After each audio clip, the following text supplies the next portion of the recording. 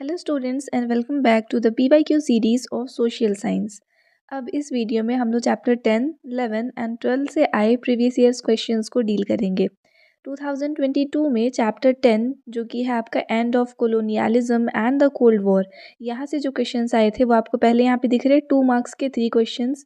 ये जो 2 मार्क्स के क्वेश्चंस हैं इनको आप इस फॉर्म में लोगे कि ये 3 डिफरेंट सेट्स में, जैसे 2022 के सेट ए में एक पूछा था, एक सेट बी में पूछा था और एक सेट सी में पूछा था। ऐसा नहीं है कि आपको 2 मार्क्स के 3 क्वेश्चंस आए थे। तो फर्स्ट क्वेश्चन है, when did colonialism and in India? तो इंडिया में कोलोनियलिज्म मीन्स कॉलोनियल रूल जो था वो एंड हुआ था 15 अगस्त 1947 को। ये डेट आप सबको याद होगा, तो ये इसका आंसर है। नेक्स्ट, डीकोलोनियलिज्म का यहाँ पे, सॉरी, डीकोलोनाइजेशन, ऑब्वियसली दोनों टर्म वैसे सेम ही है, तो उनका यहाँ पे डेफिनेशन पूछा है। तो 2 डिफरेंट डेफिनेशंस है, मैं और करके लिखी हूँ, आपको जो इजी लगता है आप उसको याद कर सकते हो। Decolonisation is the process by which colonies gain independence from colonial powers. Colonies क्या करते हैं, इंडिपेंडेंस गेन करते हैं कॉलोनियल पावर से, जिसके वजह से जो भी फॉरेन कंट्रोल रहता है उनके लैंड, उनके गवर्नमेंट और उनके रिसोर्सेज के ऊपर, वो सारा एंड हो जाता है। सेकेंड स्टेटमेंट हो जाएगा, the process that ended colonial rule and led to establishment of independent governments in different countries is called decolonisation. तो सेम है, बस वर्ड्स अलग हैं, दोनों का जो एसेंस है, जो मीनिंग है वो एकदम सेम है। तो आपको जो स्टेटमेंट बेटर लग रहा है आप उसको याद कर लो। नेक्स्ट है, what is imperialism? Now imperialism क्या है? ये एक पॉलिसी है या फिर प्रैक्टिस है जो क्या करता है, एक कंट्री जो है वो अपने पावर्स को एक्सटेंड करता है दूसरे कंट्रीज़ या नेशंस के ऊपर, उनके टेरिटरीज़ के ऊपर, और उनको इन्फ्लुएंस करने लगता है। ठीक है, कॉलोनी बना लेता है उनको अपनी, आप बोल सकते हो वहाँ पे अपने मिलिट्री फोर्सेस लगाएगा और इकोनॉमिकली भी वहाँ पे डोमिनेट करने लगता है। इसको बोलते हैं इम्पीरियलिज्म। तो ये इसका डेफिनेशन है। ये जो कोलोनाइज ये जो आपका टॉपिक आ रहा है ना कि कॉलोनियल रूल कब एंड हुआ इंडिया में, और ये डीकोलोनाइजेशन क्या है, इंपीरियलिज्म क्या है, ये सारे इंपॉर्टेंट टॉपिक्स हैं। ये सारे डेफिनेशंस को आपको डेफिनेटली याद करना ही करना है, क्योंकि ये रिपीटेड फॉर्म में दूसरे वेज में भी आ जाते हैं। अब जैसे यहाँ पे एक और क्वेश्चन, फिर ये 3 मार्क्स का आया था। एक लैंड रिफॉर्म हुआ था इंडिपेंडेंस के बाद 3 डिफरेंट कंट्रीज़ में, मतलब एशिया के ही तीनों कंट्रीज़ हैं, इंडिया, वियतनाम और इंडोनेशिया, ये तीनों। तो यहाँ पे जो लैंड रिफॉर्म्स हुए थे उनमें क्या आपको डिफरेंस दिखा, या फिर जो भी उनके बारे में एक शॉर्ट नोट लिखना है। इसको मैं डिटेल में आपको लेसन के एक्सप्लेनेशन के टाइम पे पढ़ाई थी, आप वो वाले आंसर को ज़रूर याद करना, क्योंकि ज़्यादा पॉइंट्स, ज़्यादा डिटेल में आप जब उसको पढ़ोगे ना तो उसके बाद आप उसका एक एसेंस निकाल के शॉर्ट में वहाँ पे आपको डिस्क्राइब करना ईजी पड़ेगा। और अगर आप यही शॉर्ट आंसर जो यहाँ पे, क्योंकि 3 मार्क्स का था, तो वर्ड लिमिट को देखते हुए इतना मैं आपके लिए आंसर तो ये रखी हूँ, 50 वर्ड वहाँ पे वर्ड लिमिट रहता है 3 मार्क्स के लिए, तो उस हिसाब से ये शॉर्ट आंसर है। लेकिन अगर इस शॉर्ट वाले को पढ़ के जाओगे तो पॉसिबिलिटी है कि आप और शॉर्ट लिख करके आओ। तो बेटर है कि मैं आपको एक्सरसाइज के सॉल्यूशन में जो डिटेल आंसर बताई थी आप उसको पढ़ना। और इसको फ़िलहाल, क्योंकि यहाँ पे लिखना है एक्चुअल में क्या है, क्या पॉइंट्स इंक्लूड करना चाहिए, वो इस आंसर में है। तो India's land reform aimed to help poor farmers by redistributing land from large landlords, but progress was slow due to landlord resistance. India का जो लैंड रिफॉर्म हुआ था उसमें पुअर फार्मर्स को लैंड रीडिस्ट्रीब्यूट किए गए थे। जो भी लैंडलॉर्ड्स थे उनके पास में बहुत सारा लैंड होता था, तो उनसे वो ले करके पुअर फार्मर्स को दिया गया था। लेकिन ये जो प्रोसेस था वो बहुत स्लो हुआ, क्योंकि जो लैंडलॉर्ड है उनका रेजिस्टेंस यहाँ पे झेलना पड़ा था। वहीं वियतनाम में ये जो लैंड था उसको क्विकली वेल्दी लैंड ओनर से लेकर के पुअर फार्मर्स को दे दिया गया था, जिसके वजह से उनको फार्मर्स का सपोर्ट मिला। और इंडोनेशिया के लैंड रिफॉर्म का मेन फोकस था कि जो फॉरेन बिजनेसेस हैं उनसे लैंड ले करके और उनको रीडिस्ट्रीब्यूट किया जाए पुअर लोगों के पास, ताकि पोवर्टी को रिड्यूस कर पाएँ। लेकिन यहाँ पे पॉलिटिकल कॉन्फ्लिक्ट्स बहुत ज़्यादा थे, इसलिए यहाँ का जो प्रोग्रेस था वो भी स्लो रहा, सेम एज़ इंडिया। तो ये इसका एसेंस है, आपको ये सारे टर्म्स को यहाँ पे मतलब इंक्लूड करना है अपने आंसर में। नेक्स्ट अब आपका आ जाता है ये नेक्स्ट क्वेश्चन, ये भी 3 मार्क्स का आया था एंड ये रिपीटेड क्वेश्चन है। 2017 में पूछा था, 19 में भी पूछा था एंड उसके बाद 22 में ये रिपीट हुआ था। तो आपको लिखना है, similarity and differences between Indian freedom movement and African freedom movement. 3 marks का क्वेश्चन है। आप 3 पॉइंट्स की जगह 2 पॉइंट्स भी लिखोगे ना तो सफिशियंट हो जाएगा आपका मार्क्स के अकॉर्डिंग, क्योंकि वर्ड लिमिट भी देखना है।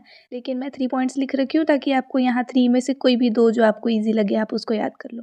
तो इंडिया और अफ्रीका दोनों के ही फ्रीडम मूवमेंट में जो सिमिलैरिटीज़ हैं उसमें ये है कि दोनों ही अपोज कर रहे थे कॉलोनियल रूल को। इंडिपेंडेंस चाहिए किससे चाहिए, कॉलोनियल रूल से ही ना, तो दोनों ही उसको अपोज कर रहे थे ताकि उनको पॉलिटिकल और इकोनॉमिक इंडिपेंडेंस मिले। सेकेंड, जो दोनों मूवमेंट्स चलाए थे उनका मेन एम था कि वो अपने राइट्स एंड डिग्निटी को रिस्टोर कर पाएँ और जो पीपल को वहाँ पे ऑप्रेस किया जा रहा था वो चीज़ें वहाँ पे ख़त्म हो जाए। थर्ड पॉइंट था कि दोनों ही यहाँ पे कंट्रीज़ को इंटरनल डिविजन्स को फेस करना पड़ा था, क्योंकि इनके एथनिक एंड सोशल ग्रुप्स जो थे वो अलग अलग थॉट्स रखते थे, तो इंटरनल डिविजन्स को भी इनको लेकर के अपने फ्रीडम मूवमेंट को कैरी करना पड़ा। अब डिफरेंसेस अगर देखेंगे तो इंडिया जो था वहाँ पे जो मिडिल क्लास पीपल थे वो ज़्यादा स्टैब्लिश थे, और वहीं पे आप बोलोगे अफ्रीका के जो लोग थे उनके पास में कम रिसोर्सेज थे। तो इंडिया और अफ्रीका में एक ये डिफरेंस हो गया। दूसरा, जो अफ्रीकन्स थे वहाँ पे हम लोग देखेंगे कि ट्राइबल लॉयल्टीज़ जो है वो यहाँ पे ज़्यादा है, और वहीं इंडिया में अगर देखोगे तो मतलब डीपर डिविजन्स, ट्राइबल लॉयल्टीज़ जो है वहाँ पे डिवीजन बहुत ज़्यादा था। लेकिन इंडिया में ऐसा नहीं था, यूनाइटेड थे लोग थोड़ा मतलब अफ्रीका के कंपैरिजन में। देन थर्ड आपका स्टेटमेंट है कि इंडिया जो है वो ट्रांजिशन हुआ डेमोक्रेसी में, इंडिपेंडेंस के बाद वो डेमोक्रेटिक कंट्री बन गया। लेकिन वहीं पे अफ्रीकन्स जो हैं वो लोग बहुत सारे अनस्टेबल गवर्नमेंट्स को फेस करते रहे काफ़ी टाइम तक। तो ये point of differences and similarities हो गए। देन उसके बाद में ये क्वेश्चन है, ये भी 3 मार्क्स का आया था, तो यहाँ पे ऑलरेडी मेंशन्ड है कि यानी 3 पॉइंट्स आपको लिखने हैं about the terrible damage caused by N atomic bomb. कभी भी अगर कहीं पे एटॉमिक बॉम्ब गिरता है तो उससे कौन से टेरिबल डैमेजेस कॉज होते हैं वो आपको यहाँ पे लिखना था। ये 2020 का रिपीटेड क्वेश्चन था जो 22 में आया था। अब इसका आंसर, क्योंकि 3 पॉइंट्स पूछा है, तो फर्स्ट हो गया इमीडिएट डिस्ट्रक्शन। कहीं पे भी अगर एटॉमिक बॉम्ब गिरा है तो डिस्ट्रक्शन होगा तुरंत। तो ये क्या करेगा, डिस्ट्रॉय कर देगा बिल्डिंग्स को, इंफ्रास्ट्रक्चर्स को, और बहुत सारे जो लोग होंगे वो उनका भी यहाँ पे डेथ हो जाएगा। नेक्स्ट है रेडिएशन एक्सपोजर। अब जिनका डेथ हो गया वो तो ख़त्म, बट जो बच गए हैं उनको इस एटॉमिक बॉम्ब से जो इतना मैसिव रेडिएशन निकला होगा उसको फेस करना पड़ेगा, जिसके वजह से उनको हेल्थ इश्यूज़ आएंगे, और ये जो हेल्थ इश्यूज़ है ना वो जेनेटिक म्यूटेशंस का फॉर्म ले लेंगे, मतलब कि उनको कैंसर तक हुआ हेल्थ इश्यूज़ के फॉर्म में, उनको कैंसर भी फेस करना पड़ा। इसके अलावा उनके जीन्स में भी म्यूटेशंस आ गया जो कि एक जनरेशन से दूसरे जनरेशन तक काफ़ी हद तक वो स्प्रेड होते रहा। तो बहुत ही टेरेबल इसका डैमेज आप बोल सकते हो। नेक्स्ट इन्वायरमेंटल इम्पैक्ट, जैसे कि जो एयर था, वाटर था, सॉइल था, ये सब कंटैमिनेट हो गया एटॉमिक बॉम्ब में प्रेजेंट हार्मफुल केमिकल से, जो कि इकोलॉजिकल डैमेज कॉज किया बहुत ही लॉन्ग टर्म के लिए। तो 2022 के ये इतने क्वेश्चंस हैं। मैं आपको रिकमेंड करूँगी कि आपको इन सब में से एक भी क्वेश्चन जो है वो छोड़ना नहीं है। ऐसा नहीं कि ये आ गया है तो पॉसिबिलिटी आप अपना पॉसिबिलिटी मत लगाना इसमें कि हाँ ये नहीं आएगा या क्या होगा। मैं बोल रही हूँ कि आपको 2022 के सारे ही क्वेश्चंस को प्रैक्टिस करना है। 23 में अगर आपको दिख रहा है तो 2-2 मार्क्स के 3 क्वेश्चंस, ये भी वही है 2023 के सेट ए, बी और सी का हो जाएगा। अब 3 क्वेश्चंस हैं तो अलग अलग सेट में एक एक आया था। फर्स्ट बोला है what does cold war mean, इसका मीनिंग क्या होता है, ये इंपॉर्टेंट है पढ़ना। और उसके बाद ये तो सिंपल बस वन वर्ड का आंसर है, कंट्री ऑफ आइलैंड। इंडोनेशिया को बोला जाता है, वैसे ही याद कर लो, कंट्री ऑफ आइलैंड्स बोलते हैं इंडोनेशिया को। एंड उसके बाद में ये वाला क्वेश्चन है when did India become independent, whose colony was it. तो ये तो अभी देखे थे कि इंडिया 15 अगस्त 1947 में इंडिपेंडेंट हुआ था, और ये पहले ब्रिटिश एम्पायर के अंडर आता था, ब्रिटिश कॉलोनी थी पहले यहाँ पे। तो ये हो गया। Now what does cold war mean, इसका मीनिंग क्या होता है।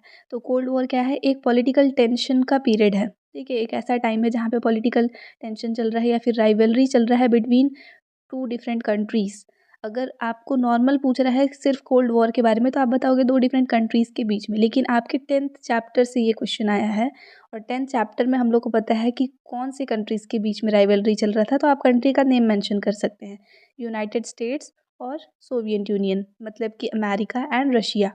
और जिसके वजह से इनके एक दूसरे को मतलब ये थ्रेड्स कॉज कर रहे थे, प्रोपागेंडास हो रहे थे, बीच में कंपटीशन हो रहा था, लेकिन मिलिट्री कॉन्फ्लिक्ट्स यहाँ पे डायरेक्टली इन्वॉल्व नहीं होता है, इसको बोलते हैं हम लोग कोल्ड वॉर। वहीं पे मिलिट्री जब इन्वॉल्व हो जाता है तब वो कोल्ड वॉर जो है वो वर्ल्ड वॉर में कन्वर्ट हो जाता है। नेक्स्ट अब देखते हैं 2024 में, वही क्वेश्चन है what is colonisation and when did colonial rule ended in India. Same वही 2 मार्क्स का है, तो कोलोनाइजेशन का डेफिनेशन लिखोगे और कॉलोनियल रूल जो है वो हम लोग को पता है 15 अगस्त में एंड हुआ है 1947, तो वही मेंशन करना है। कोलोनाइजेशन का डेफिनेशन पहले भी पढ़े थे, वापस से भी यहाँ पे है वो आप लिख सकते हैं। कोलोनाइजेशन आए या फिर कोलोनियलिज्म आए, सेम डेफिनेशन आप उस पे लिखोगे। उसके बाद अब सेकंड यहाँ पे थर्ड 3 मार्क्स का भी वही क्वेश्चन है, तो इस बार कोलोनियलिज्म का डेफिनेशन पूछा है and whose colony was India, same repeated है। या फिर इम्पीरियलिज्म का डेफिनेशन पूछा है एंड उसके बाद किसका एम्पायर था इंडिया। तो ऑब्वियसली अगर आप देखोगे ना तो एम्पायर तो ब्रिटिश का ही है, कॉलोनी ब्रिटिश का ही है, वही चीज़ है, तो एम्पायर बोल लो या कॉलोनी बोल लो सेम चीज़ है। वैसे ही कोलोनियलिज्म और इम्पीरियलिज्म सेम है, लेकिन आप दोनों का डेफिनेशन याद करना चाहते हो तो वो भी प्रोवाइडेड है। अगर कोलोनियलिज्म का क्वेश्चन आ रहा है तो आप वो लिख करके डेफिनेशन लिखो, इम्पीरियलिज्म का आया है तो यहाँ पे इम्पीरियलिज्म लिख करके डेफिनेशन लिखना है एंड उसके बाद में ये स्टेटमेंट तो सबका सेम ही हो जाएगा कि वो ब्रिटिश का कॉलोनी था या फिर ब्रिटिश का एम्पायर था एंड उसके बाद वो इंडिपेंडेंट हो गया। नेक्स्ट क्वेश्चन है यहाँ पे what about write about the terrible damage write about the terrible damage caused by atomic bomb by an atomic bomb any 3 points। Repeated question है, अभी 2022 वाले में हम लोग देखे ही थे, तो वही सेम चीज़ आया है। अब 2022 23 एंड 24 पूरा मिला करके क्लास 10th के जितने भी मतलब सॉरी चैप्टर 10 के जितने क्वेश्चंस थे इतने सफिशिएंट है पूरे लेसन को कवर करने के लिए, तो मैं आपको अलग से इनमें टॉपिक्स नहीं दूंगी। जैसे इससे पहले मैं आपको 8 चैप्टर में भी नहीं दी थी, बाकी सारे लेसन्स में हम लोग और एक्स्ट्रा टॉपिक्स तो मेरी तरफ से आपको 1 या 2 किसी किसी में ज़्यादा भी मिला है। चैप्टर 10 में मेरे साइड से आपको एक भी एक्स्ट्रा टॉपिक नहीं मिलेगा, जितना यहाँ पे है इतने में से आपको कुछ भी छोड़ना नहीं है, ये रिकमेंडेशन है। देन चैप्टर 11 में आते हैं, तो यहाँ पे जब आप देखोगे चैप्टर 11 है मास मीडिया इन 20th सेंचुरी, तो 20th सेंचुरी में मास मीडिया कैसा था उस पे है ये लेसन आपका। अब इसमें 2022 में मुझे क्वेश्चन आंसर्स एक भी नहीं दिखे तीनों ही सेट में, आपको भले ही ऑब्जेक्टिव टाइप पूछा होगा। नेक्स्ट 2023 में भी एक भी क्वेश्चन आंसर्स नहीं आए थे, ऑब्जेक्टिव टाइप पॉसिबिलिटी है कि आया होगा, लेकिन 24 में यहाँ से इंपॉर्टेंट क्वेश्चन आए, 6 मार्क्स का क्वेश्चन आपको इस लेसन से देखने के लिए मिला। इसीलिए भी मैं आपको बोलती हूँ कि अगर कोई लेसन आपको ऐसा दिख रहा है कि जिसमें से क्वेश्चंस नहीं आ रहे हैं, तो ऐसा नहीं है कि उसमें से आएगा ही नहीं, हो सकता है कि इस बार आपको उससे ज़्यादा मार्क्स का क्वेश्चन मिल जाए, तो पॉसिबिलिटी बहुत सारा रहता है। इसलिए टोटली डिपेंडेंट नहीं रहना है कि किसी पर्टिकुलर चीज़ों पे हम डिपेंड हो जाएं। हाँ, भले ये हो सकता है कि अगर आप पूरे 21 लेसन्स नहीं पढ़ना चाहते तो उनमें से कोई कोई लेसन आप छाट दो। अब 2024 में फर्स्ट क्वेश्चन 6 मार्क्स का जो आया था वो है advantages and disadvantages of mass media. दोनों के एडवांटेजेस एंड डिसएडवांटेजेस दोनों लिखने हैं। 6 मार्क्स है ना, तो 3 पॉइंट्स एडवांटेजेस में और 3 पॉइंट्स डिसएडवांटेजेस में सफिशियंट है, बट अब यहाँ पे मेरे पास 4 पॉइंट्स हैं ताकि आपको जो ईजी लग रहा है वो आप याद करो। तो एडवांटेजेस में मास मीडिया जो होता है वो यूनिफॉर्मली मतलब इन्फॉर्मेशन को बहुत ही जल्दी क्विकली एकदम स्प्रेड करता है अराउंड लार्ज ऑडियंस, जिसकी वजह से बहुत सारे लोग जो है वो इन्फॉर्म्ड रहते हैं। देन जो ये एडुकेट करता है पब्लिक को on social cultural and health topics, जिसकी वजह से लोगों के बीच में अवेयरनेस और नॉलेज जो है वो बढ़ता है। मास मीडिया जो है वो कनेक्ट करता है लोगों को वर्ल्ड वाइड, जिसके वजह से वो अपने आइडियाज़ को और पर्सपेक्टिव्स को और अपने कल्चर को बोल सकते हो दूसरों तक शेयर कर सकते हैं। नेक्स्ट है कि वो प्रोवाइड करता है various forms of content like news, films, music, जिसकी वजह से लोगों का जो डेली लाइफ है वो थोड़ा सा एनरिच हो जाता है। तो ये इसके एडवांटेजेस हो गए। डिसएडवांटेजेस की तरफ आएंगे, तो जो मास मीडिया है वो कभी कभी मिस इन्फॉर्मेशंस को भी स्प्रेड कर देता है, जिसके वजह से फियर या फिर कन्फ्यूजन का जो माहौल है वो क्रिएट हो जाता है। नेक्स्ट डिसएडवांटेजेस है कि ये इन्फ्लुएंस करता है लोगों के ओपिनियंस को, जैसे कि बायस्ड व्यूज़ होंगे। बायस्ड व्यूज़ लाइक कौन ऐसा बोल सकते हो कि किसी एक पर्सपेक्टिव की तरफ लोगों को वो इंटेंट कर रहा हो, झुका रहा हो एक तरफ और दूसरे चीज़ों को वो गलत दिखा रहा हो, तो ऑब्वियसली लोगों के ओपिनियंस को ये थोड़ा-सा इन्फ्लुएंस करता है, उनके ऑब्जेक्टिव थिंकिंग को इम्पैक्ट करता है। थर्ड डिसएडवांटेज होगा इसका कि ये मीडिया जो है वो कभी-कभी रिड्यूस कर देता है फेस टू फेस इंटरैक्शंस, क्योंकि लोगों का जो सोशल रिलेशनशिप है वो क्या है कि वो एक-दूसरे से मिलते रहते हैं हमेशा। अगर सारा कुछ आपको सोशल मीडिया पे अवेलेबल हो जा रहा है, तब उस केस में आप फेस टू फेस उतना इंटरेक्शन जो है वो नहीं करोगे लोगों से, तो ये है कि वो रिड्यूस हो जाता है यहाँ पे। ये इसके डिसएडवांटेजेस हो गए। फोर्थ डिसएडवांटेज है इसका, कुछ मीडिया कंटेंट जो है वो नेगेटिव वैल्यूज़ को प्रमोट करते हैं, जिसकी वजह से जो यंग पीपल होते हैं ना, उनका एटीट्यूड और बिहेवियर जो है वो चेंज हो जाता है, मतलब नेगेटिव वैल्यूज़ की तरफ वो इन्फ्लुएंस हो जाते हैं। ये डिसएडवांटेजेस है। इसी में और करके दूसरा क्वेश्चन आया था, similarities and differences between print media and TV communication. ये 2018 का क्वेश्चन था, रिपीट हुआ था नेक्स्ट ईयर में भी। तो अब इसमें आपको फिर वही है, आपका 6 मार्क्स का क्वेश्चन है, तो 3 पॉइंट सफिशियंट है, but I have what you 4 points. तो फर्स्ट हम लोग देखते हैं similarities between print media and television. First similarity है कि दोनों ही क्या है, मीन्स ऑफ मास कम्युनिकेशन है, मतलब प्रिंट मीडिया हो या टेलीविज़न मीडिया हो, मास कम्युनिकेशन का एक वो ज़रिया हो जाता है। नेक्स्ट है, दोनों ही लोगों के बीच में अवेयरनेस क्रिएट करता है। नेक्स्ट पॉइंट है, दोनों के ही प्रोडक्शन के लिए इलेक्ट्रिसिटी का यहाँ पे रिक्वायरमेंट होता है। ठीक है, चाहे प्रिंट मीडिया हो चाहे टेलीविज़न हो, ऐसा नहीं कि हाँ टीवी इलेक्ट्रिसिटी से चल रहा है, प्रिंट मीडिया में न्यूज़पेपर है तो वो तो ऐसे ही बन जा रहा है, नहीं, उसको प्रिंट करने के लिए तो इलेक्ट्रिसिटी का रिक्वायरमेंट होता ही है। नेक्स्ट है, बोथ जो है वो सोर्स ऑफ एंटरटेनमेंट भी होता है लोगों के लिए। तो ये सिमिलैरिटीज़ हैं। नाउ डिफरेंसेस पे अगर आएंगे, तो जो टेलीविज़न है वो ज़्यादा इंटरैक्टिव मोड ऑफ़ कम्युनिकेशन है एज़ कम्पेयर टू न्यूज़पेपर। अगर आप खुद से भी इमेजिन करोगे तो आपको न्यूज़पेपर रीड करने में बोरिंग लगेगा। वही इन्फॉर्मेशन अगर कोई टीवी पे, अगर जैसे वो क्या बोलते हैं, न्यूज़ चैनल वगैरह पे आ रहा है तो आप ईज़िली वहाँ पे देख लोगे। तो ये थोड़ा सा इंटरैक्टिव मोड ऑफ़ कम्युनिकेशन है। नेक्स्ट, टेलीविज़न जो है वो इन्फॉर्मेशंस को क्विकली प्रोवाइड करता है एज़ कम्पेयर टू न्यूज़पेपर, क्योंकि न्यूज़पेपर हो गया, फिर दूसरे प्रिंट मीडियाज़ हो गए जो प्रिंटेड फॉर्म में आपको मिलते हैं। अब वो सुबह प्रिंट होगा और पूरे दिन में वो डिस्ट्रीब्यूट होगा। पूरे दिन में अगर कुछ नया कुछ हो जाता है तो वो टेलीविज़न पे आपको क्विकली अपडेट हो सकता है, लेकिन न्यूज़पेपर में आपको वो नेक्स्ट डे मिलेगा। तो इसलिए टेलीविज़न जो है वो थोड़ा क्विकर है। नेक्स्ट, जो इलिटरेट पीपल होते हैं ना, वो भी टेलीविज़न के थ्रू इन्फॉर्मेशंस ले सकते हैं, लेकिन वहीं पे न्यूज़पेपर अगर किसी को पढ़ना है, या फिर प्रिंट मीडिया की जो बात हो रही है, न्यूज़पेपर उसका एक एग्जांपल है, तो अगर आप उसमें उसके थ्रू इन्फॉर्मेशंस ले रहे हो तो उसके लिए लिटरेसी जो है वो एक इम्पॉर्टेंट रिक्वायरमेंट हो जाता है। तो इतने क्वेश्चंस हो गए आपके चैप्टर 11 के। अब इनके अलावा एक टॉपिक है, वो मैं अपने साइड से आपको दे रही हूँ, जो आपको चैप्टर 11 में पढ़ना है, वो है इम्पोर्टेंस ऑफ इलेक्ट्रॉनिक मीडिया। इसको आप प्रिपेयर करना अपने साइड से, एंड लॉन्ग क्वेश्चन में प्रिपेयर करना, मतलब 6 मार्क्स में, कि इलेक्ट्रॉनिक मीडिया का क्या इंपॉर्टेंस है। नाउ चैप्टर 12 में आते हैं, तो ये देखो आपका चैप्टर 12 है the making of Indian constitution. Lesson तो बहुत ही अच्छा है ये, लेकिन इससे क्वेश्चंस जो हैं वो ना तो 22 में दिखे, ना 23 में, ना 24 में, तीनों ही ईयर्स में यहाँ से क्वेश्चन आंसर्स तो नहीं दिखे। ऑब्जेक्टिव टाइप क्वेश्चन ज़रूर आए होंगे, या हो सकता है नहीं भी आए होंगे, बट उसके बाद भी मुझे ये जो लेसन है वो इम्पोर्टेंट लगता है, क्योंकि पॉसिबिलिटी है कि आपको इस बार यहाँ से क्वेश्चंस दिखे। तो क्योंकि यहाँ पे क्वेश्चन आया तो नहीं है, तो टॉपिक्स मैं अपने साइड से देती हूँ आपको क्या क्या पढ़ना है। फर्स्ट आपको पढ़ना है similarities and dissimilarities in constitution of India and Nepal. India और नेपाल दोनों के ही कॉन्स्टिट्यूशन का सिमिलैरिटी एंड डिसिमिलैरिटी। अगर सिमिलैरिटी डिसिमिलैरिटी बोल रही हूँ, दैट मीन्स ये 6 मार्क्स का क्वेश्चन होगा। तो 3 points of similarities and differences आपको पढ़ने हैं।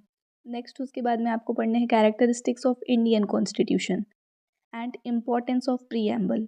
इंडियन कॉन्स्टिट्यूशन के क्या सारी कैरेक्टरिस्टिक्स हैं, इंडियन कॉन्स्टिट्यूशन का जो प्रीएम्बल है उसका क्या इंपॉर्टेंस है, एंड इसके अलावा एक क्वेश्चन और पढ़ना है कि जब कॉन्स्टिट्यूएंट असेंबली बना था ना, तो कौन से ऐसे मेथड्स यूज़ किए गए थे ताकि इंश्योर करें कि इंडियन पीपल जो हैं, जितने भी हैं, उन सब का पार्टिसिपेशन उन पे हो पाए जब वो कॉन्स्टिट्यूशन नया ड्राफ्ट कर रहे हैं। तो मतलब what methods did the constituent assembly used to ensure the participation of all Indian people in drafting the constitution। इतने क्वेश्चंस चैप्टर 12 से, एंड उसके बाद आपका यहाँ तक जो है वो कंप्लीट हो जाएगा प्रिपरेशन। नेक्स्ट वीडियो में हम लोग चैप्टर 13 से कवर करेंगे। आई होप यहाँ तक आपको ये वीडियो समझ में आया। Thanks for watching. चैप्टर 13 से जो वीडियो आपको दिख रहा होगा फिलहाल स्क्रीन पे, आप यहाँ पे क्लिक करके उसको देख सकते हो।